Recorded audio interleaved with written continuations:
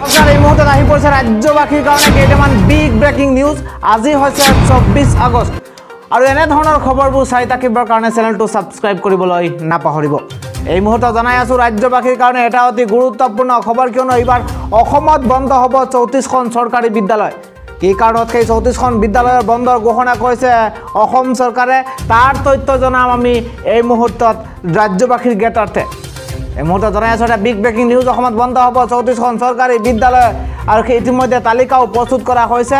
কাৰণ হৈছে মেট্ৰিকত ভাল ফলাফল দেখুৱাব নোৱাৰাৰ বাবেই আৰু শূন্য ফলাফল দেখুওৱা, মেট্ৰিক পৰীক্ষাত শূন্য ফলাফল দেখুওৱা যিকেইখন বিদ্যালয় আছে সেই বিদ্যালয়বোৰৰ মুঠ 34খন বিদ্যালয় এনেকুৱা আছে।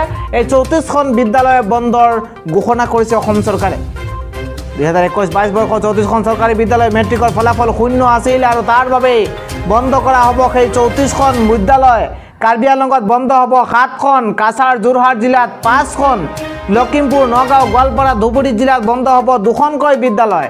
কামৰূপ, ডিব্ৰুগড়, গোলাঘাট, হাইলাকান্দি, পশ্চিম কাৰ্বি আংলং, কোকৰাঝাৰ, লগতে নলবাৰী, চিৰাং, দৰং জিলাত একোখনকৈ বিদ্যালয়ৰ নিৰ্দেশ দিয়া হৈছে আৰু আটাইকেইখন বিদ্যালয় অন্য বিদ্যালয়ৰ সৈতে সংলগ্ন কৰাৰ নিৰ্দেশ দিয়া হৈছে। 34খন বিদ্যালয় বন্ধ কৰা হ'ব আৰু সেই 34খন বিদ্যালয় অন্যান্য বিদ্যালয়ৰ লগত সংলগ্ন কৰাৰো নিৰ্দেশ দিয়া হৈছে। কম ছাত্ৰ ছাত্ৰী থকা বিদ্যালয় বন্ধ হোৱাৰ সিদ্ধান্ত গ্ৰহণ কৰিছে ৰাজ্য চৰকাৰে আৰু ৰাজ্য চৰকাৰে ইতিমধ্যেই প্ৰস্তুত কৰিছে এই 34খন বিদ্যালয়ৰ তালিকা আৰু সেই মুঠতে এই 34খন বিদ্যালয় বন্ধ কৰা হ'ব আৰু বন্ধ কৰি অন্যান্য বিদ্যালয়ৰ লগত সংলগ্ন কৰা হ'ব।